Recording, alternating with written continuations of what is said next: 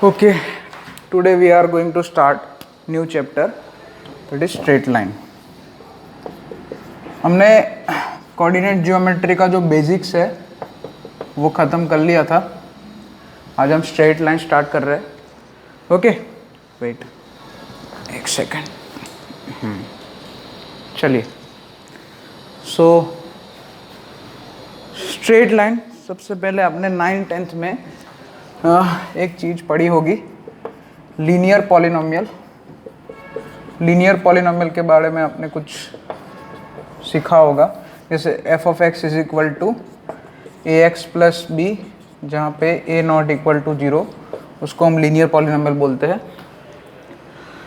ठीक है. अच्छा, एफ ऑफ एक्स की जगह मान लिया वाई लिख दिया मैंने. एफ ऑफ एक्स का मतलब क्या होता है, जैसे इसका ग्राफिकल रिप्रेजेंटेशन कैसे करेंगे, मतलब आप एक्स की वैल्यू पुट करोगे तो वाई की वैल्यू मिलेगी, ऐसे करके एफ ऑफ एक्स मतलब वाई. तो आप इसका कोऑर्डिनेट कार्टेशियन कोऑर्डिनेट सिस्टम में जब आप ग्राफ बनाओगे तो एक स्ट्रेट लाइन बनेगा, है ना. हमने ये सीखा हुआ है ना, वो बॉक्स वाले मेथड से सीखा था, आपने पता है ना. एक्स की वैल्यूज आप जो है बदलते जा रहे हो तो वाई की वैल्यू जो है डिफरेंट मिलती है. ओके, फॉर एग्जांपल जैसे मान लिया X Y is equal to, मान लिया x-1 करके एक लीनियर पॉलिनोमियल दिया है. सो यहाँ पे x इज इक्वल टू, यहाँ पे 2 पॉइंट ही मिनिमम 2 ही पॉइंट रिक्वायर होते हैं, पता है आपको. यहाँ पे x और ये y करके, यहाँ पे जैसे मान लिया x इज इक्वल टू, आपने समथिंग कुछ भी पुट कर दिया 1, जैसे मान लिया x is equal to 1 put करिया तो y इज इक्वल टू 0 आ जाएगा. फिर ऐसे करके फिर x is equal to 2 put किया तो y इज इक्वल टू 1 आ जाएगा. तो 2 पॉइंट मिल गए, 1,0 और 2,1. इन दोनों को अगर आप ज्वाइन करोगे तो एक स्ट्रेट लाइन बनेगा. ये सब आपको पता है, बेसिक चीज़ें.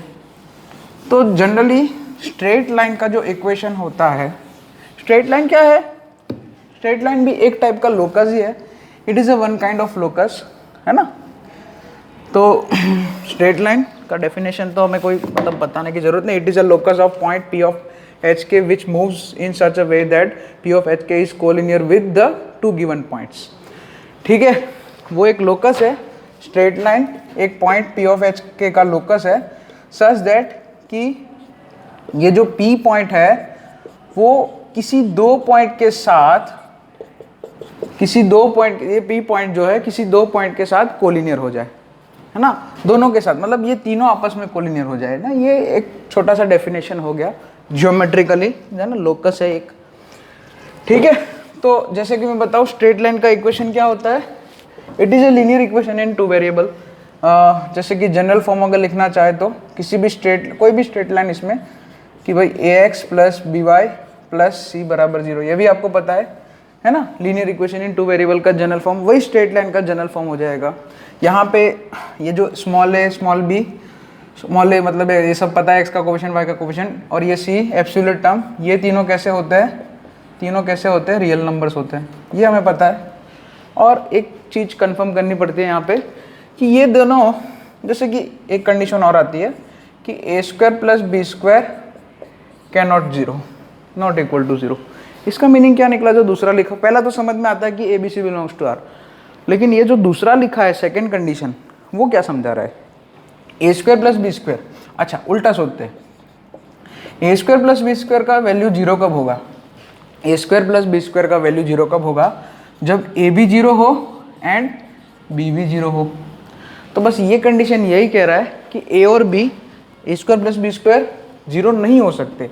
मतलब ए एंड बी, इसका वर्ड मतलब ऐसे लैंग्वेज में मतलब निकालना चाहे तो ऐसे होता है मैथमेटिकल लैंग्वेज में कि A and B both can't be 0 simultaneously.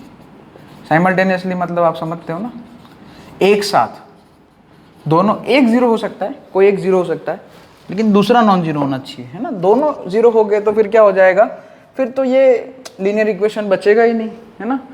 और इक्वेशन तो बचना चाहिए ना, फिर तो खाली कांस्टेंट इज इक्वल टू 0 हो जाएगा. अगर a इज इक्वल टू 0 और b is equal to 0 put करो यहाँ पे, सो ऐसा हो जाएगा 0x plus 0y plus c बराबर 0, यानी कि c बराबर 0 हो जाएगा.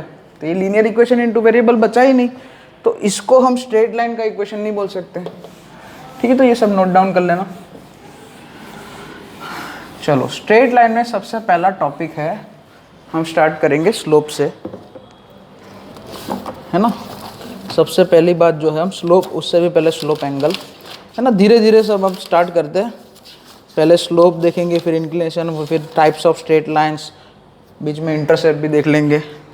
तो सबसे पहले स्लोप।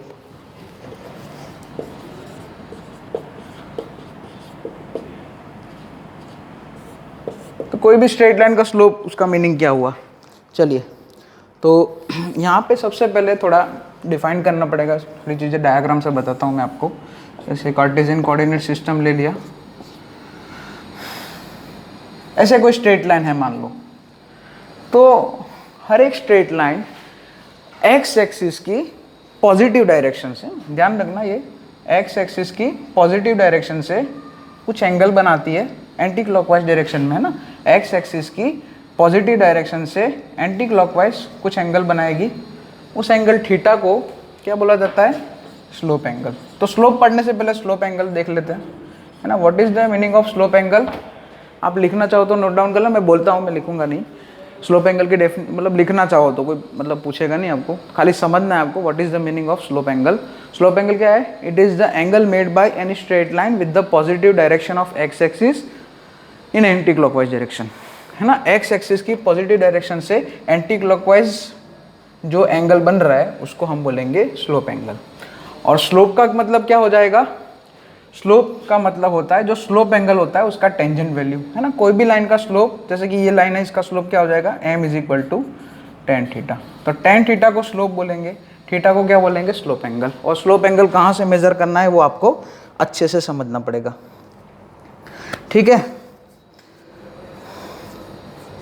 ना। तो theta is angle between line and positive direction of x axis.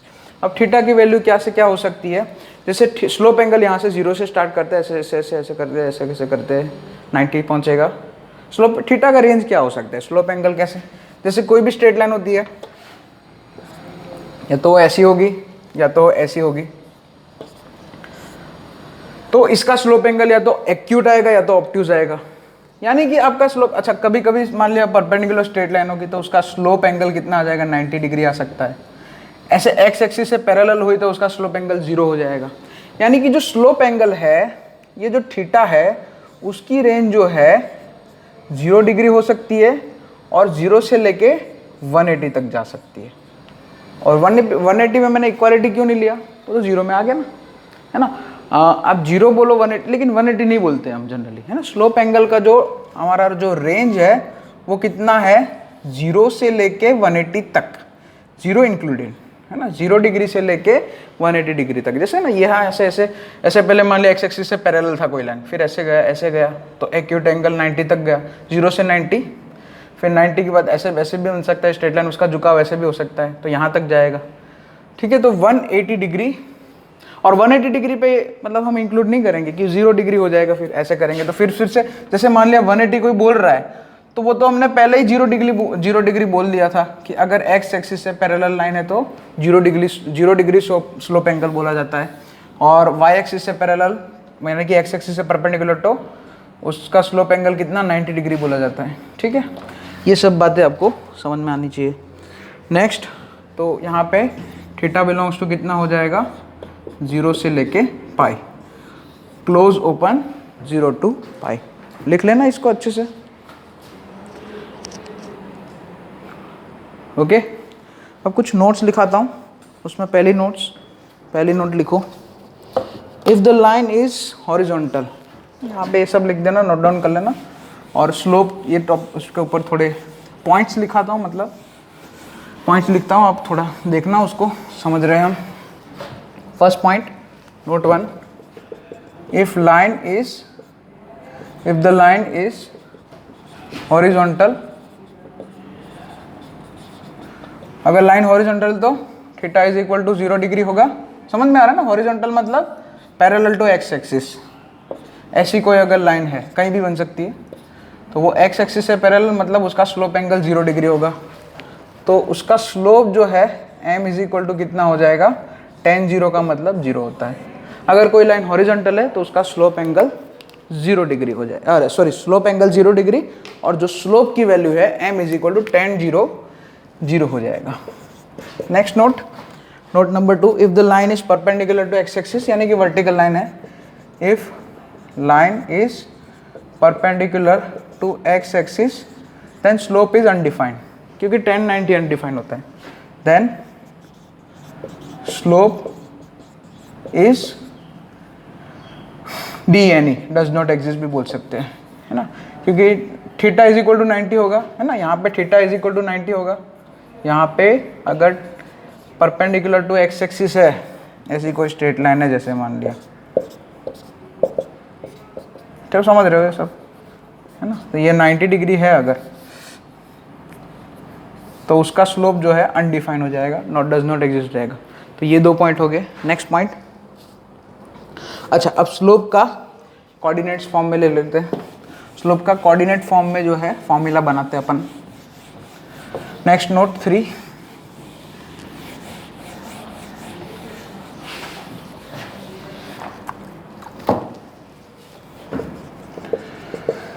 जैसे कार्टेशियन कोऑर्डिनेट सिस्टम है, जैसे मान लिया यहाँ पे ये एक स्ट्रेट लाइन है और उस पर 2 पॉइंट में डिफाइन करता हूँ, जैसे a ऑफ x1 y1 और दूसरा पॉइंट यहाँ पे b ऑफ x2 y2। ये एंगल मान लिया थीटा है, स्लोप एंगल, ऐसे करके मैंने बनाया एक ट्रायंगल, है ना। यहाँ पे ये c जो पॉइंट है, c पॉइंट है, कोई मान लो c पॉइंट है, ठीक है, उसका x कोऑर्डिनेट x1 है, सॉरी हाँ x2 है और y कोऑर्डिनेट y1 है ना। c का x कोऑर्डिनेट b के जितना होगा और y कोऑर्डिनेट a के जितना होगा, परपेंडिकुलर बनाया। अच्छा ये थीटा तो ये भी थीटा होगा क्योंकि AC पैरेलल है, कॉरस्पॉन्डिंग एंगल। तो स्लोप तो क्या होता है किसी भी स्ट्रेट लाइन का, m is equal to tan theta करके होता है। इस ट्राइंगल में tan थीटा क्या होगा, राइट एंगल ट्राइंगल, ट्रिग्नोमेट्री याद करो, ऑपोजिट साइड अपन एडजेसेंट साइड, मतलब BC अपन AC। BC का मतलब क्या होगा, y2 माइनस y1 बोल सकते हैं, सीधा डायरेक्ट बोल सकते हैं, y2 माइनस y1। मॉड नहीं लगा रहा हूँ, मॉड क्यों नहीं लगा रहा हूँ, y2 बड़ा है y1 छोटा है, और AC मतलब AC डिस्टेंस मतलब x2 माइनस x1। अब सुनो, किसी मतलब ने मान लिया कि गलती से ऊपर y1 माइनस y2 लिख दिया, कोई बात नहीं, ऊपर नेगेटिव साइन आया, tan थीटा तो मतलब tan थीटा तो यहाँ पे रेशियो ही है ना। स्लोप जो है क्या है, it is a ratio. Slope what is the slope, slope क्या है, रेशियो है। तो रेशियो में क्या है कि वो तो पता है आपको, ratio can be negative positive, लेकिन यहाँ पे अभी जो है इसके हिसाब से देखो, यहाँ पे अभी बताता हूँ मैं, ये थीटा एक्यूट है ना, अभी अभी वो भी बात करेंगे। थीटा एक्यूट मतलब, थीटा की एक्यूट का मतलब क्या होता है, 0 से अगर 90 डिग्री के बीच में है तो थीटा एक्यूट हुआ, यानी कि फर्स्ट क्वाड्रेंट में हुआ। थीटा एक्यूट मतलब 0 से 90 डिग्री के बीच, मतलब आपका जो स्ट्रेट लाइन है ऐसे झुका हुआ है इस तरफ, तो उसका स्लोप एंगल एक्यूट होगा, यानी कि 0 से 90 के बीच में होगा, यानी कि फर्स्ट क्वाड्रेंट में होगा। बोलो tan फर्स्ट क्वाड्रेंट में कैसा होता है, पॉजिटिव होता है, ठीक है। तो अगर किसी बच्चे, अब यहाँ पे तो कोई प्रॉब्लम नहीं है, y2 माइनस y1 BC मतलब पॉजिटिव है और x2 माइनस x1 वो दोनों पॉजिटिव है, तो पॉजिटिव अपन पॉजिटिव, आपको ये आंसर पॉजिटिव ही देगा। लेकिन अगर किसी स्टूडेंट ने गलती कर दी, पहले y1 ले लिया दूसरा y2 ले लिया, तो वही डायरेक्शन में x लेने का, जैसे आप यहाँ पे इसको ऐसे भी लिख सकते थे, is equal to y1 minus y2 अपन, मतलब जिस डायरेक्शन में आप y कोऑर्डिनेट की मतलब न्यूमरेटर में डिफरेंस ऑफ y कोऑर्डिनेट्स ले रहे हो, उसी सेम डायरेक्शन में आपको डिफरेंस ऑफ x कोऑर्डिनेट लेना पड़ेगा, ये लिख लेना, है ना। अगर आपको 2 पॉइंट दिए हैं, जैसे मान लिया कि कोई, अभी क्वेश्चन कराता हूँ, इसमें क्वेश्चन तो आप बहुत आराम से कर सकते हैं। जैसे कि मान लिया a ऑफ 2 1 है और b ऑफ 3 5 है, तो मतलब AB स्ट्रेट लाइन का, AB जो है उसका स्लोप ढूंढना है, तो कर सकते हैं ना। अब m इज इक्वल टू क्या आ जाएगा, सीधा y2 माइनस y1। अब y1 माइनस y2 भी कर सकते, जैसे करना चाहो, 5 माइनस 1 अपन 3 माइनस 2, है ना। पॉइंट A और पॉइंट B को ज्वाइन करते हुए जो स्ट्रेट लाइन है ना, पॉइंट A और पॉइंट B में से पास करती हुए स्ट्रेट लाइन का स्लोप आपको निकालना है, तो ये आ जाएगा ऐसे 4 अपन 1 आ जाएगा, शायद देख लो 4 आ जाएगा, है ना, ठीक है, +4 आएगा। क्लियर, ओके, नोट डाउन कर लेना इसको अच्छे से।